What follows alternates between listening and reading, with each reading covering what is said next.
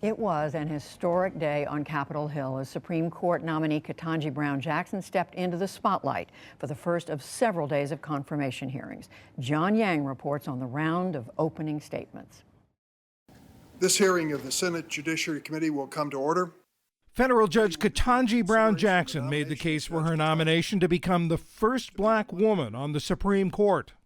I have been a judge for nearly a decade now, and I take that responsibility and my duty to be independent very seriously.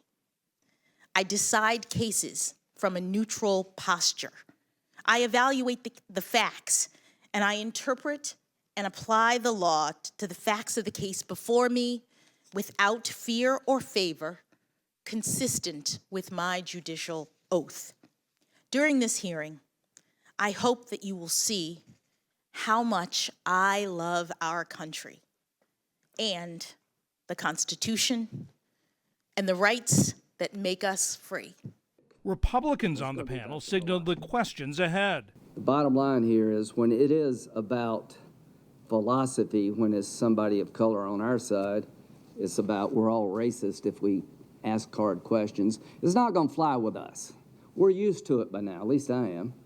So it's not going to matter a bit to any of us. We're going to ask you what we think you need to be asked. I'm a bit troubled by some of the positions you've taken and arguments that you've made, representing people who have committed terrorist acts against the United States and other dangerous criminals. I understand the importance of zealous advocacy, but it appears that sometimes this zealous advocacy has gone beyond the pale. Will you follow the law? What does your record indicate? Will you protect the rights of every American citizen, regardless of race, regardless of party, regardless of views? That's what the focus of this hearing should be. Republican Senator Josh Hawley of Missouri raised Jackson's sentencing decisions as a trial judge in child pornography cases. And what concerns me, and I've been very candid about this, is that in every case, in each of these 7, Judge Jackson handed down a lenient sentence that was below what the federal guidelines recommended and below what prosecutors requested. Doing a lot of listening. Committee Democrats defended her against criticisms. As you've seen, we're likely to hear more than a few straw men today, worn talking points, imagined grievances, but this hearing really should be about you, not about us. Judge Jackson is no judicial activist. She is not a puppet of the so-called radical left. She's been praised by Republican-appointed judges for her jurisprudence. Judge Jackson is not anti-law enforcement. She hails from a law enforcement family. She's also won the support of preeminent national law enforcement organizations, including the National Fraternal Order of Police. And no, she's not soft on crime. Her background as a federal public defender would bring an informed perspective of our criminal justice system to the Supreme Court. You have the experience and record of a jurist who is dedicated to the fair application of the law, committed to consensus, and determined to make sure that the court and the Constitution work for the people of today. The committee stands adjourned. Tomorrow, Jackson begins 2 days of scheduled questioning. For the PBS NewsHour, I'm John Yang. And for more on all this, I'm joined by our congressional correspondent, Lisa Desjardins, and Marcia Coyle of the National Law Journal. Hello to both of you. You were listening very carefully, and in your case, Lisa, you were in the hearing room for so much of this day. You know, we're accustomed to senators from different parties coming at these nominees from different directions, but this was especially pronounced today, wasn't it? You know, I have to say, I think, especially given the last 2 sets of hearings that we've had, Justices Kavanaugh and Amy Coney Barrett, this was a much more calm hearing room.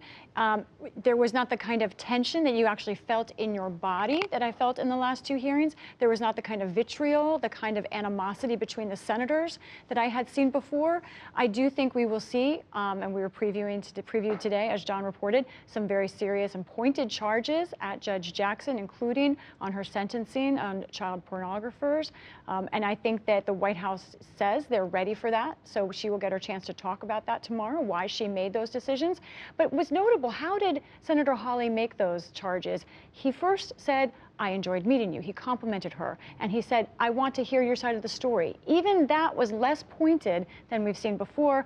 One other dynamic to watch, maybe this is a good time to mention, we have no less than 6 senators in that room who either have or are thinking about running for president. So anything could happen. You think that might influence what's going on? I think it might. That's right. Senator Hawley called her stoic, I think, for sitting through the hearing, which meant she was listening to some pretty tough commentary. Marcia, you know, it is the case that she's only been on the appellate court for a year, less than a year, but she's got a lot of in her record for this committee to pour over, and they've indicated that they're going to bring it up from her, yes, appellate record, but years of being a federal district judge, her time in private practice, her time as a public defender. What is she expecting to face here? Well, I think in terms of her appellate career, as you mentioned, she's not been on the bench that long, and she's only written 2 majority opinions. Where the focus will be on her district court opinions, and there they range all through different areas of the law. She's written over 500 of those opinions. It's a treasure trove for the senators to plumb for whatever they're looking for. So the district court opinions, also her work on the Sentencing Commission when she was a vice commissioner there, and also her work as a public defender. And we saw some of that in some of the comments you just ran, questions about her representation of Guantanamo Bay detainees, on her sentencing as a district court judge, the child pornography. Really, Judy, the Republicans flagged where they were headed at least a week ago. Senator Hawley's concerns about her child porn sentencing. He did that in a very long tweet on Twitter at least a week ago. So I think we heard today where they're aiming to try to make some points on her nomination. But it catches your ear when you hear child pornography and you hear soft on crime. Absolutely. People go, oh, well, what's that about? And Lisa, speaking of that, I mean, on this so-called being light sentences, being soft on people who've been convicted of engaging in child pornography, what do we look to come from this? You know, I think we have to wait and see. I think they're preparing their answer. I think that they will talk about how other judges at the time handled that kind of sentencing and say that she was not out of the norm. I think that Judge Jackson is going to have to speak personally to how she handles sentencing. That is the accusation, that as you as someone who were a defense attorney, were you too soft on crime? Her answer to that all along has been, no, this is an important part of our constitutional system.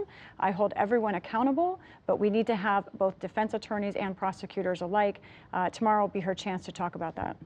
And Marcia, having watched as many Supreme Court confirmations as you have, and we were talking about that today, it's been 4 just in the last few years. Many more than that for me.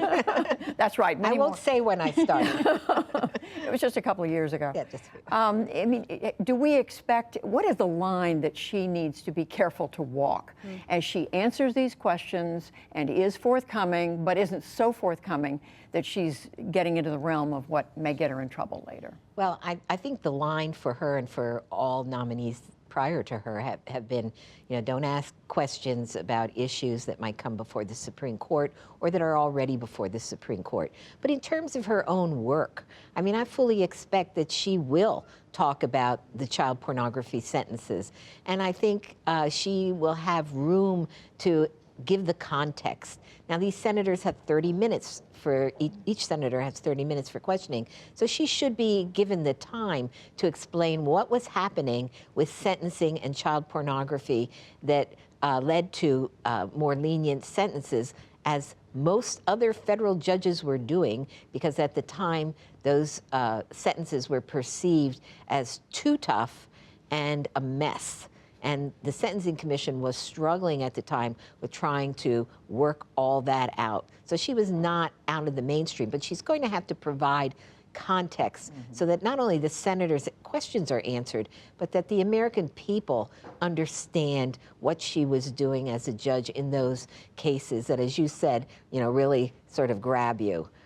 that certainly do grab you. Well, I know you're both going to be watching tomorrow and Wednesday and Thursday as this hearing continues. Marcia, Coyle, Lisa Desjardins, thank you very much. You're welcome. Welcome, Judy. And we would urge you to tune in to PBS tomorrow starting at 9 a.m. Eastern for our coverage of day 2 of the hearings. That's when Judge Jackson will begin to take questions from the committee.